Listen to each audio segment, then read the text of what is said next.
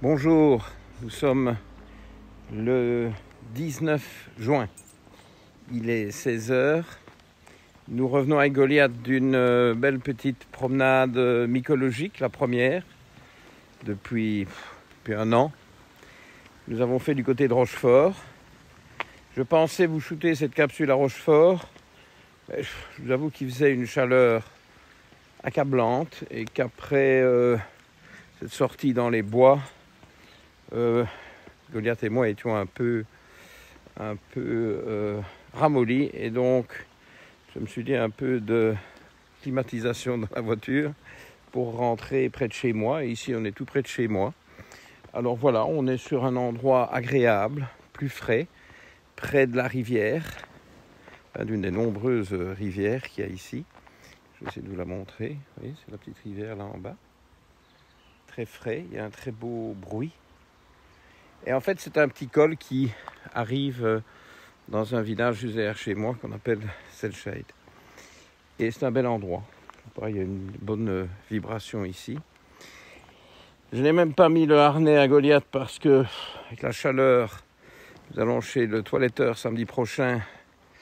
On devait y aller aujourd'hui, mais avec la balade mycologique, ça n'a pas été possible. Donc voilà, c'est des circonstances un peu improvisées, mais bon, on aime ça. Et alors le sujet, voilà, j'ai un peu hésité. Je voulais passer à autre chose. Et puis, vous savez quoi, je crois que je me dois de refaire une deuxième tranche sur les paradigmes à utiliser et à éviter en médecine fonctionnelle. C'est-à-dire, en bref, il faut traiter le patient avant toute chose, parce qu'en général, la cause des problèmes récurrents, difficiles à maîtriser, vous savez, moi je me situe souvent dans des cas plus complexes. Je ne vois pas tellement de patients, je vois pas du tout, je dirais, de patients en première ligne. C'est souvent des choses compliquées et surtout qui rechutent. C'est vraiment le problème des rechutes.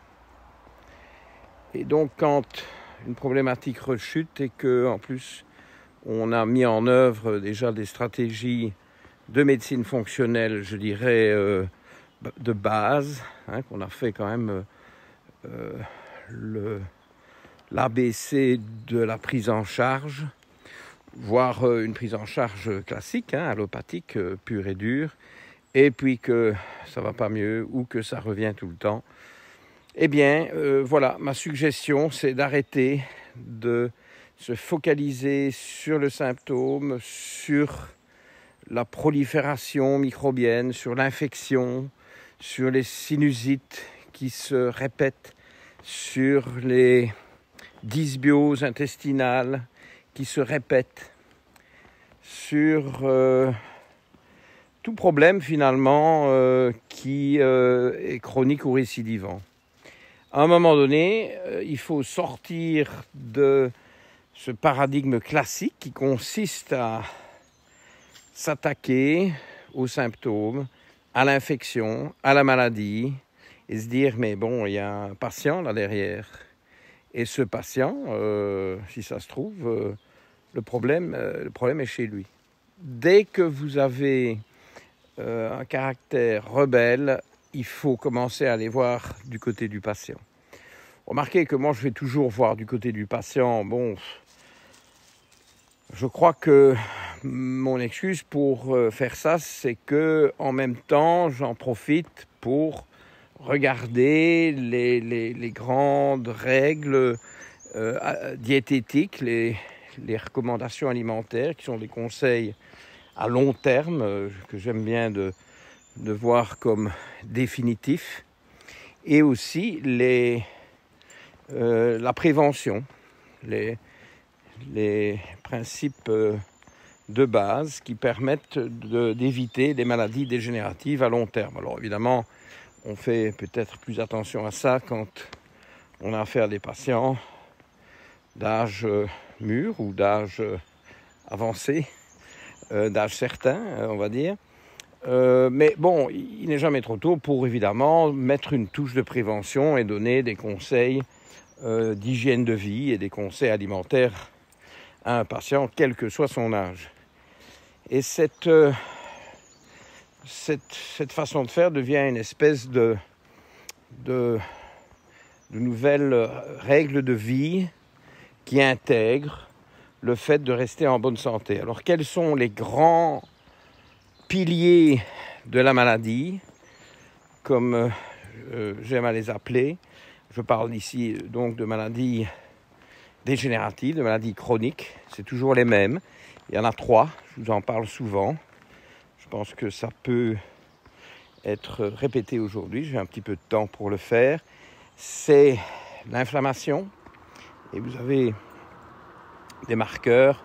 Un que j'apprécie particulièrement parce qu'il est subtil, c'est le CRP. Donc c'est la protéine C-réactive ultra sensible, US-CRP, petit u, petit s, CRP majuscule.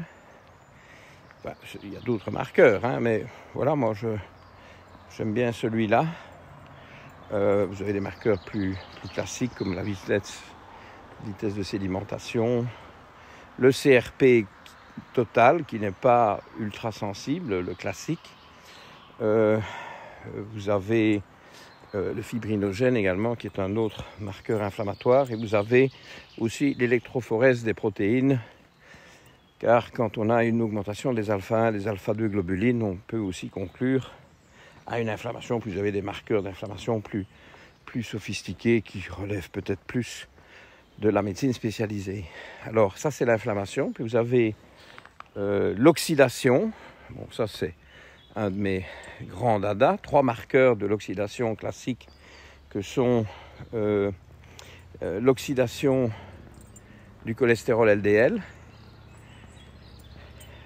qu'on repère d'ailleurs via des anticorps anti-LDL oxydés. Mais bon, ce qu'on dose, indirectement, c'est le cholestérol LDL, qu'on appelle le mauvais cholestérol, pourtant que ça veut dire quelque chose, oxydé.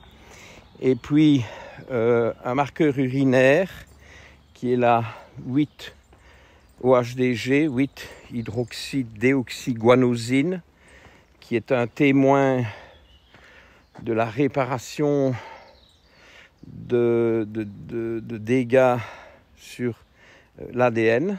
Ah, la première fraise des bois. Bon, mais enfin, elle est long d'une route. Goliath est passé par là et il n'est pas le seul, donc on va s'abstenir, mais il y a plein de petites fraises des bois. C'est les premières. Elles sont tout juste rouges et je trouve qu'elles sont un peu tardives. Il a fait très mauvais ici au mois de mai, mais il y en a plein. Il va y avoir un festival de fraises des bois, et quand vous avez des endroits comme ça, des petites flancs de vallée un peu escarpés, bon là, elles sont tout à fait comestibles. Je ne suis pas certain qu'il y a besoin de les laver. Enfin, vous me direz, bon, s'il y a des renards qui ont été faire pipi dessus, c'est mieux de les laver, mais bon, il ne faut pas être trop obsédé d'hygiène non plus. Enfin, je ne devrais peut-être pas dire ça, mais je trouve qu'il faut quand même profiter de la nature et que c'est quand même agréable de manger des choses dans les bois. C'est d'ailleurs une piste que je me propose de vous soumettre un peu plus. Voilà, donc aujourd'hui le thème c'est la petite fraise des bois. Allez vous promener, et si vous en voyez, et là je vous autorise à les manger sans protéines avant. Bon, c'est quand même... Moyenne. Oui, moyenne. Voilà. Attention au chien, me dit-on, oui. Mais le chien est près de moi. On laisse. Et donc, allez déguster ces fraises des bois, parce que, honnêtement, le goût, rien à voir avec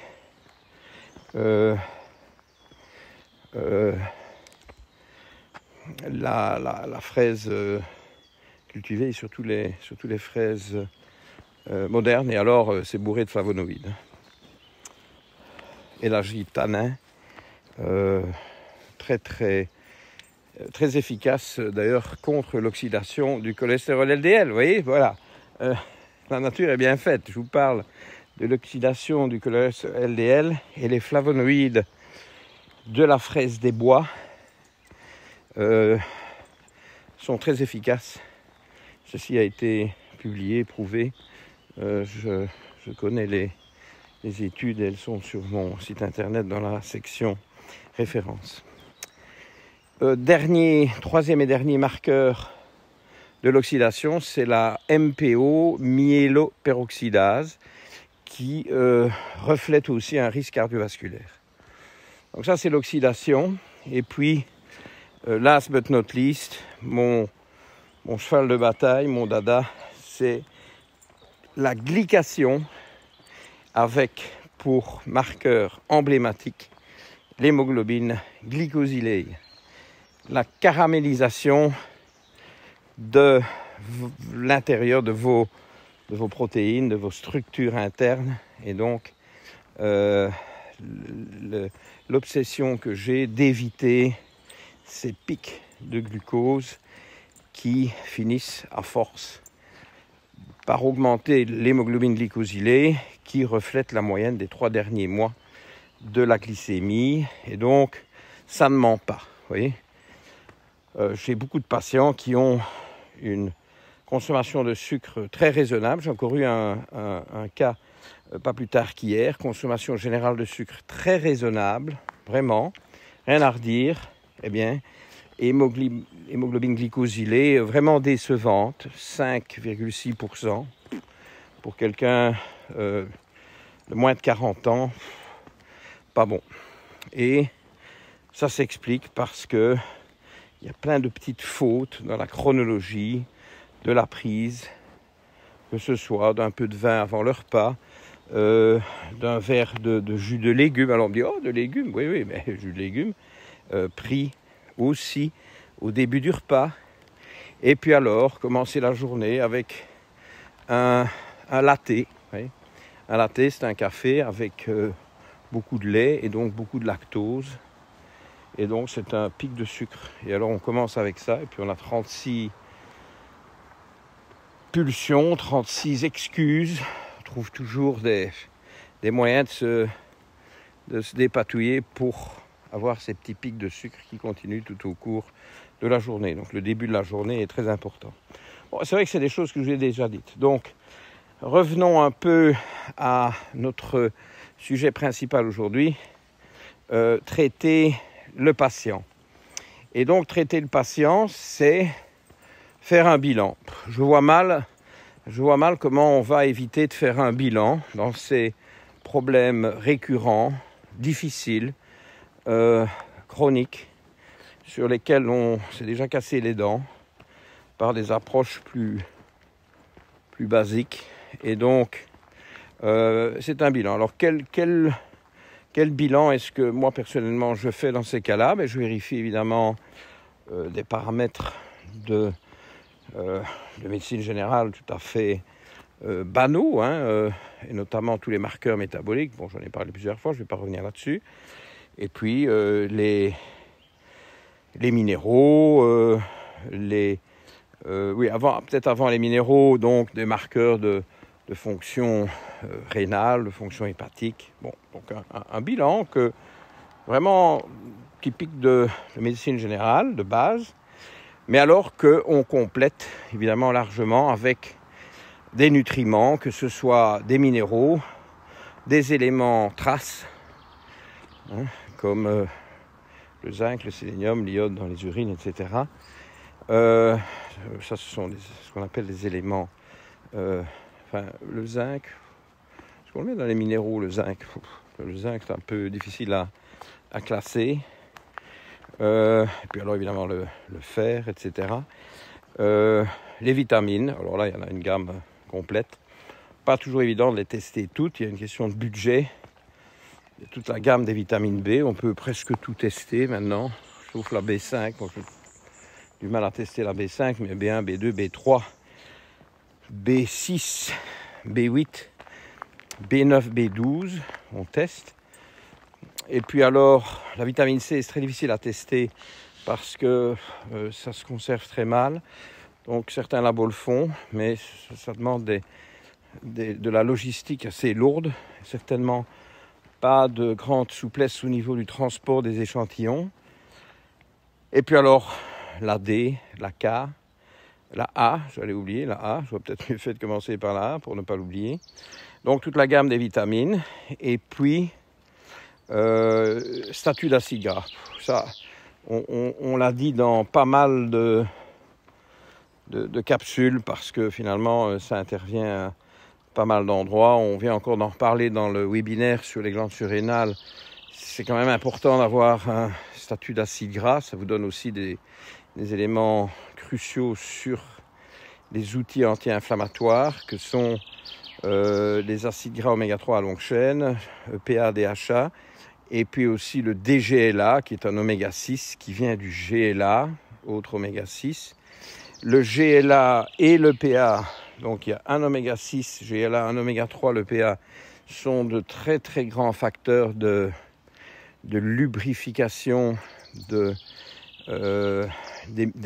membranes, des muqueuses en général, donc de l'absorption intestinale. Bon, donc c'est difficile de se passer d'un statut d'acide gras. Vous savez, il y a de grosses différences entre l'alimentation, ce qu'on peut donc s'attendre à trouver dans le statut d'acide gras et ce qu'on y trouve effectivement. Il y a toutes sortes de discordances qui sont notamment dues à des problèmes d'absorption. Et donc il arrive un moment où pour absorber du gras, il faut du gras. Et donc s'il y a un manque, vous tournez en rond. Et le statut d'acide gras va vous expliquer, va vous dire noir sur blanc, si j'ose dire, sauf que c'est souvent des statuts en couleur, que voilà, malgré certains efforts, malgré la présence de certains aliments, il va falloir mettre l'accent sur la correction de certains déficits pour récupérer la lubrification de la muqueuse intestinale et donc pour récupérer l'absorption des nutriments. Et si on loupe ça, on est dans un cercle vicieux tout à fait redoutable. Et donc, à un moment donné, je ne pense pas qu'on peut échapper, dans ces cas-là, à la mise en place d'un statut d'acide gras une fois pour toutes. Bon, on peut ne le faire qu'une fois, et alors on sait un peu sur quelle base on doit travailler. Bon, évidemment, moi, je préfère leur vérifier, par exemple, après 4 mois, pour voir si on a atteint les objectifs. Ça permet de voir aussi si le patient a respecté le traitement, parce que je vois tout de suite si ce n'est pas le cas. Vu que j'utilise de plus en plus maintenant des viales d'huile, qui sont des apports vraiment très significatifs d'huile de poisson, d'huile de lin renforcée en GLA. Et ces viales, si on les prend, bon, parfois il y a une petite adaptation, il faut un peu expliquer comment les faire passer sans avoir de désagréments, de nausées, donc plutôt au début de repas, et peut-être pas avaler le vial d'un seul coup, mais une fois que le patient prend les viales en question, on corrige les profils d'acide gras, c'est exceptionnel. Moi, ma pratique a vraiment changé depuis ce moment-là, parce que en 2 ans ici, je n'ai plus ce vœu pieux de corriger les statuts d'acide gras. Il se corrige. Sauf si le patient ne fait pas ce qu'on lui dit. Mais, et donc s'il ne le fait pas, on le voit. Et donc on négocie, et donc on rattrape le coup par après. Mais c'est vraiment un changement, parce que vous voyez, c'est tout le paradigme de l'absorption des nutriments qui est mis en péril si on passe à côté d'une muqueuse digestive que j'appelle moi carton-pâte et qui donc n'absorbe pas bien. Alors quand je dis que ça n'absorbe pas les graisses, donc ça va aussi toucher toutes les vitamines liposolubles, A, D, E, K. Tiens, j'ai oublié la vitamine E tout à l'heure. Oui, j'aurais mieux fait de suivre l'alphabet de manière un peu plus rigoureuse. Et pour revenir à des à des tests de nutriments, j'ai un peu oublié d'autres antioxydants, comme le coenzyme Q10, qui est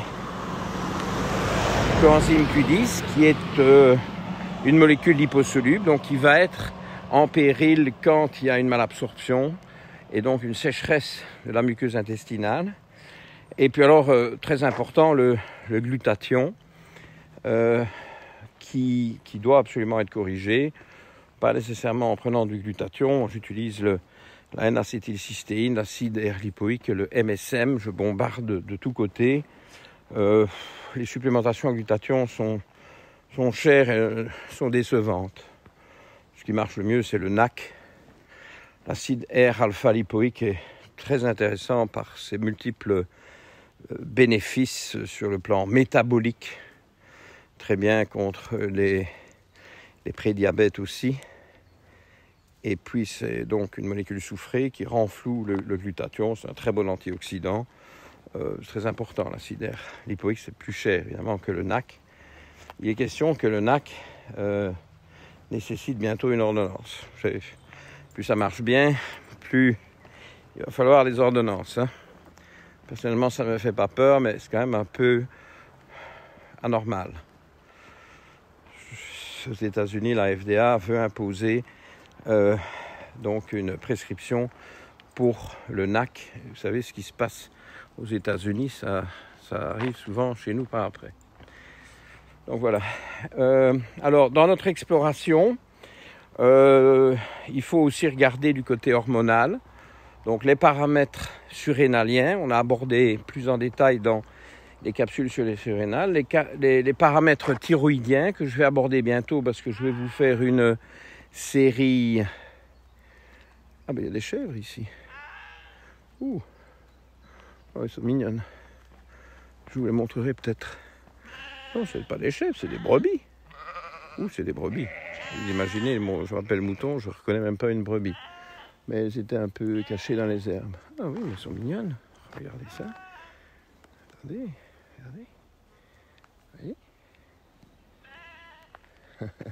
Ben oui, elles bêlent.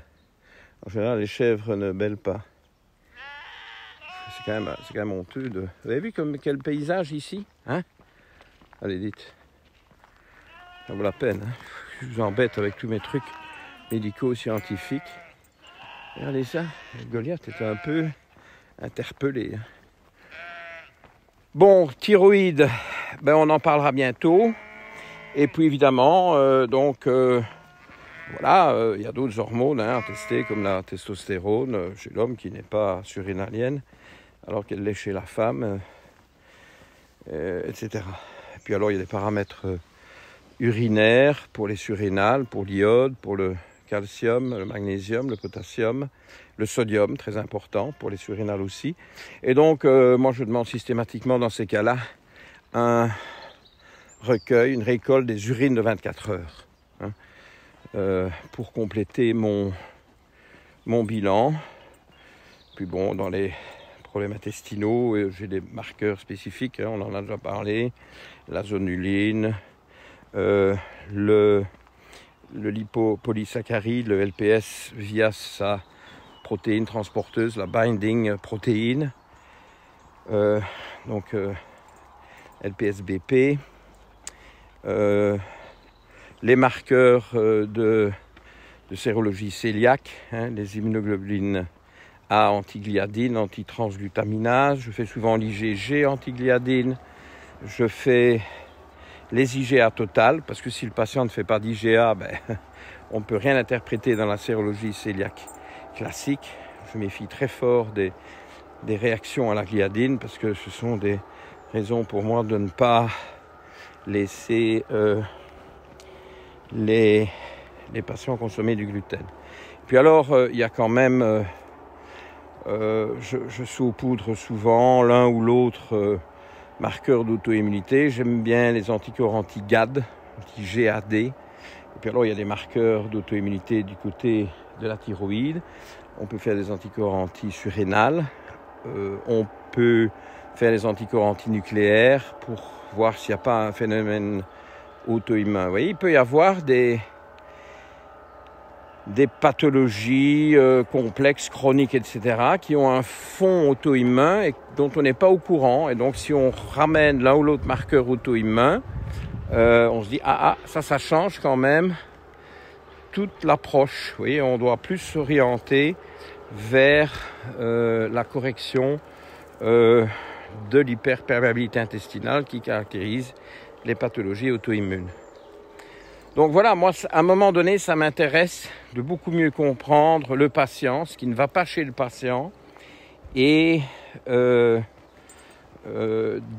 remonter à ce qui finalement va être la cause des récidives, c'est-à-dire un patient qui a des faiblesses, qui a des déficits, qui a des manques, qui a une immunité suboptimale et qui donc se défend pas bien. Et je ne dis pas qu'il ne faut pas s'attaquer aux symptômes et aux bébêtes comme je les appelle, mais alors il faut le faire en même temps qu'une stratégie qui renforce le patient. Et c'est comme ça que vous avez des résultats stables à long terme. Voilà, oui, c'est quand même ça la médecine fonctionnelle pure et dure qui prend en charge une problématique de manière holistique et qui s'intéresse très vite aux patients plutôt qu'à des phénomènes périphériques. Et c'est jamais perdu. Alors c'est vrai que c'est un investissement, il y a un budget, bon, les gens doivent être motivés. Voilà, ça c'est des choix de vie, hein. Moi je n'impose ça à personne, moi je propose ça aux gens qui viennent me voir soit parce qu'ils veulent en savoir plus sur comment il fonctionne et comment rester en pleine forme, faire de la prévention, une forme d'anti-âge, l'anti-âge soft, comme je le fais, mais aussi à des gens qui ont des plaintes rebelles. Et il y en a beaucoup. Maintenant, je vous dis, on n'oblige personne. Et donc, voilà, c'est des choix. Je constate que même des gens qui ont des moyens très modestes, quand ils vont vraiment pas bien, écoutez, voilà, ils trouvent un moyen et ils font les tests. Je vous montre Goliath pour finir, comme je fais maintenant souvent, parce que sinon ça déstabilise tout mon shooting. Alors, il est en grande forme, on a fait toute cette sortie. Figurez-vous que M. Goliath a foutu le camp dans le bois. Je ne le trouvais plus du tout. Je ne m'y attendais pas, donc je n'avais pas mis son GPS. Il a un GPS. Alors, samedi prochain, c'est le toilettage. Fini cette quantité de poils abominables. On va le faire court. Il fait beaucoup trop chaud. Et donc, vous le verrez dans les prochaines vidéos dans sa tenue d'été. Voilà, je vous remercie. À la prochaine. Merci. À bientôt. Bye bye.